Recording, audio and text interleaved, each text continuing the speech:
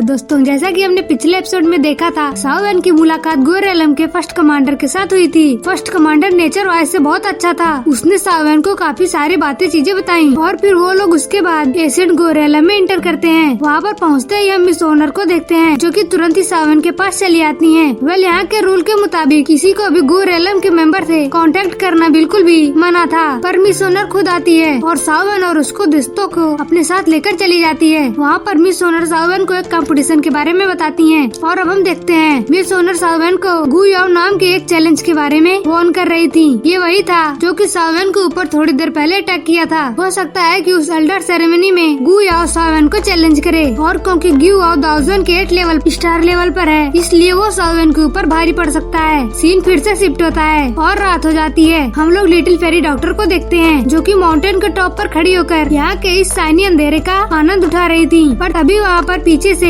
Miss owner आ जाती हैं। Miss owner little fairy doctor से कहती हैं, सिस्टर आप रेस्ट करने नहीं जा रही? दोनों फिर आसमान की तरफ देखने लगते हैं। लिटिल फेरी डॉक्टर कुछ देर के बाद कहती हैं, तो ये गोरेलम है कि हाँ, मैं इस जगह को हमेशा से देखना चाहती थी, पर अब देखकर लग रहा है कि आउटसाइड वर्ल्ड से ज्यादा अलग नहीं है। और तभी मिस ओनर शांत आवाज में लिटिल फेरी डॉक्टर से को रिप्लाई करती हैं, पर गोरेलम में जो प्रेशर को झेलना पड़ता है, वो प्रेशर आउटसाइड वर्ल्ड से बहुत ज्यादा है। हमारा गूगलैंड पूरी तरह से ब्लड लाइन पर रिलाई करता है, इसीलिए ये बाकी की दुनिया से अलग है। ये जिस जगह पर हम लोग हैं, इसे गु सेक्रेट माउंटेन रेंज कहा जाता है, और ये हमारे गोरेलम के सिटीजन के लिए बहुत ज्यादा होली प्लेस है। हर कुछ सालों में काउंटलेस डिसीजन अपने डिसेंडेंट को लेकर यहाँ पर आते हैं, ताकि वो इस जगह पर अपने पावरफुल ब्लड लाइन को जगा सकें। हर बार कुछ लोग यहाँ से खुश होकर जाते हैं, पर ज्यादातर लोग इस जगह पर पूरी तरह से डिसअपॉइंटमेंट लेकर जाते हैं। इतने सालों में मैंने यहाँ पर बहुत सारे लोगों को देखा जो कि इस डिसअपॉइंटमेंट को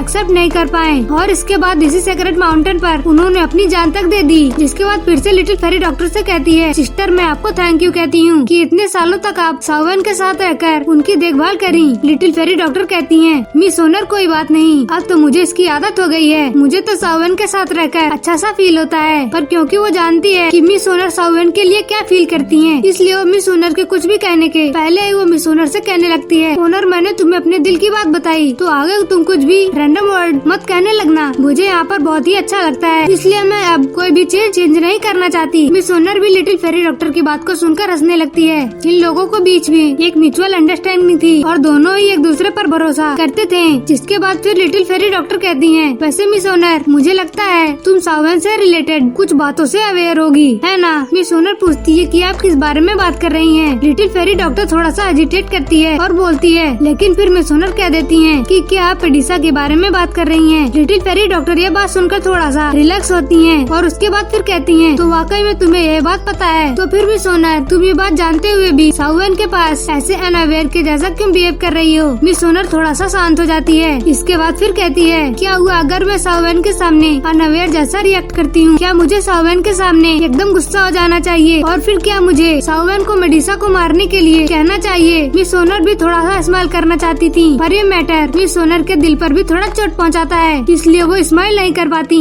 इसके बाद फिर टर्न करते हुए कहती हैं कि ये मैटर भी मेरे सिर में दर्द देता है, और दूसरे लोग भी यही चाहते हैं कि ये बातें जानकर मैं सावन को छोड़ दूं या उसे हेट करने लगूं, पर मुझे ये बात पता है कि ये बिल्कुल भी इम्पॉसिबल है, तो इसीलिए मैं भी ज्यादा ध्यान नहीं देती और इसी वजह से मैं अपने आप को अनहैप्पी नहीं करती। और इसके बाद वो जाने लगती हैं और फिर रुकती और कहती हैं, मैं बस सावन का इंतजार कर रही हूँ कि कब वो मुझे खुद इस बारे में बताएगा। उस वक्त मैं सावन को इस बारे में डांट कर पूछूंगी और उसके सामने अपना गुस्सा भी दिखाऊंगी और शायद उसे पनिश भी करूंगी, पर जब तक सावन मेरे सामने ये बात कहता है तब तक ऐसे ही चलने दूंगी। फिर लिटिल फेरी डॉक्टर से कहती हैं, हमें इस मैटर पर ज्यादा डिस्कस नहीं करना चाहिए, कल गूक्लैंड का एडल्ट सेरेमनी है। सिस्टर आपको अच्छे से रेस्ट करना चाहिए, आप रेस्ट करेंगी तभी आप सावन को फ्यूचर में अनकंपनी कर पाएंगी। लिटिल फेरी डॉक्टर कहती हैं, मिस ओनर तुम्हारा क्या, कल तुम कहाँ जाने वाली हो? और फिर मिस ओनर वहाँ से गायब हो जाती हैं। सीन यहाँ से शिफ्ट होता है और फिर हम लोगों को अगली सुबह का सीन दिखाया जाता है। सुबह हो गई है तो सावन जाग गया है। मिस ओनर वापस से सावन के पास आ जाती हैं और सावन के उठते ही सावन से पूछती हैं कि सावन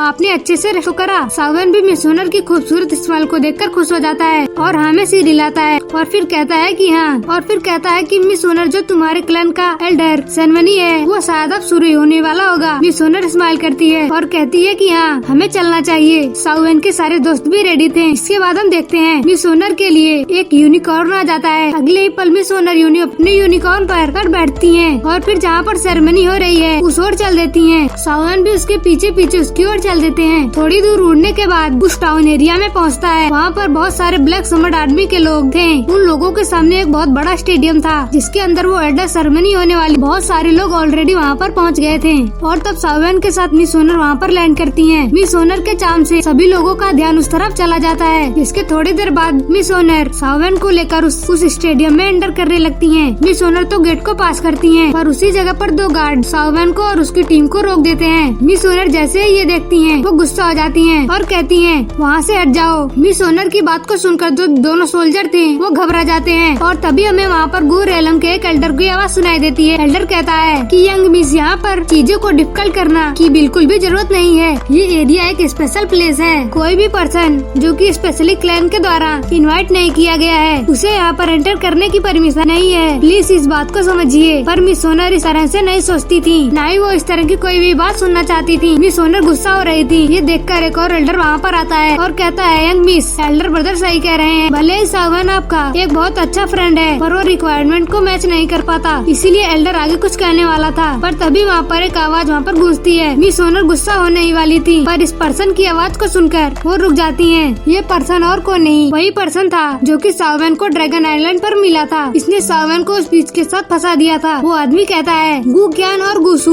तुम दोनों अपने शर्म और लिहाज को भूल चुके हो। मैं तुम लोगों को हैबिट को अच्छे से जानता हूँ कि तुम लोग कैसे लोगों को बुली करते हो। मैं तुमसे मुंह लगाना तो नहीं चाहता था, पर तुमने यहाँ पर अपनी लिमिट को क्रॉस कर दिया है। कि क्या तुम सोच रहे हो तुम्हें रिजियन एकेडमी के स्टूडेंट इस तरह से बुली कर लोगे? तुम्हें क्या लगता है मैं इस बात को देखकर तुम्हें छोड़ दूंगा? कि क्या तुम्हें इतना ज्यादा सॉफ्टी समझ रहे हो? ये सुनकर सावन एकदम शॉक्ड हो जाता है। यहाँ पर इन्होंने जियानान एकेडमी की बात की थी। ये वही एकेडमी है जहाँ से सावन ने अपनी जर्नी की शुरुआत की थी और वहाँ पर अपना क्लैन बनाया और अपनी काफी सारी स्ट्रेंथ को बढ़ाया। जियान से यहाँ पर उसकी मुलाकात वहीं पर हुई थी। ये पर्सन जियानान एकेडमी का वो गायब हुआ फर्स्ट एल्डर है। इस एल्डर का नाम मांग तियांग जी है। मैं आपको बता दूं कि इसका लेवल बांगसंग लेवल पर है। मांग तियांग के आते ही यहाँ का एटमॉस्फेयर बदल जाता है। गुसुआन और गुसु इस औरत को देखकर घबरा जाते हैं। दोनों ही तुरंत वहाँ से पीछे हट जाते हैं, पर सावन उस पर्सन को देखकर शॉक्ड हो जाता है क्योंकि सावन के साथ इसकी फर्स्ट मीटिंग अच्छी नहीं थी। सावन चिल्लाते हुए कहता है ये तो तुम हो, तुम यहाँ पर भी आ गए। मांग तियांग जिसका नेचर बिल्कुल प्लेफुल है वो सावन की ओर देखता है और कहता है कि लड़के तुम कैसी बातें कर रहे हो, मेरे से थोड़ा पोलाइट होकर बात करो, मुझे अपना हेडमास्टर कहो। वैसे ही सावन के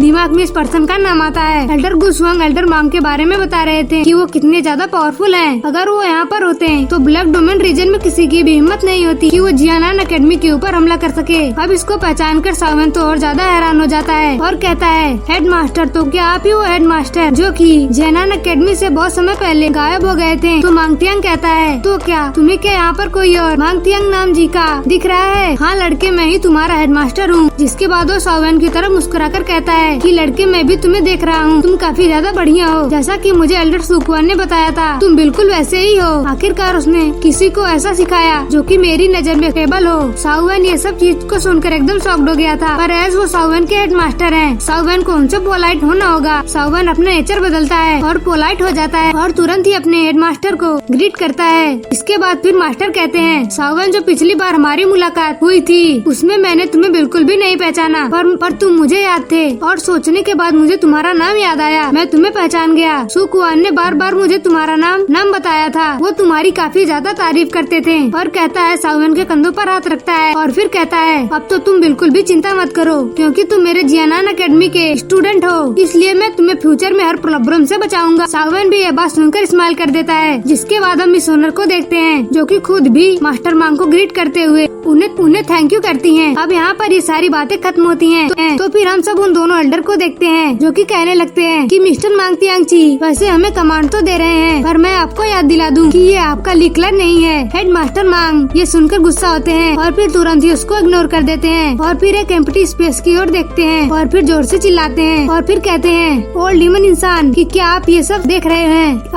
आपको इन लोगों के ऊपर फेवर करना बंद करना होगा। इस तरह पर किसी भी यंगर जनरेशन को बुली करना बहुत ज्यादा छोटी सोच है, आखिर इस तरह का बिहेव क्यों ही करना। तभी खाली जगह से आवाज आती है कि गुसुआन गुसु पीछे हट जाओ। ये देखकर हमें समझ में आता है कि कोई भी बहुत ज्यादा पावरफुल एंटिटी उस एरिया में बैठे हुए हैं। और इसी तरह से सावन फिर स्टेडियम में एंटर करता है। एंटर करने के साथ उसके सामने एक बहुत बड़ा फाइटिंग एरिना होता है और ये यहाँ पर बहुत सारे फेमिलियर फेसेस को देखता है, जैसे कि यान क्लैन से गुसुआन और फिर यान क्लैन से वो 8 लेवल का अल्केमिस्ट। और फिर ये एपिसोड यहीं पर खत्म हो जाता है। Thanks for watching.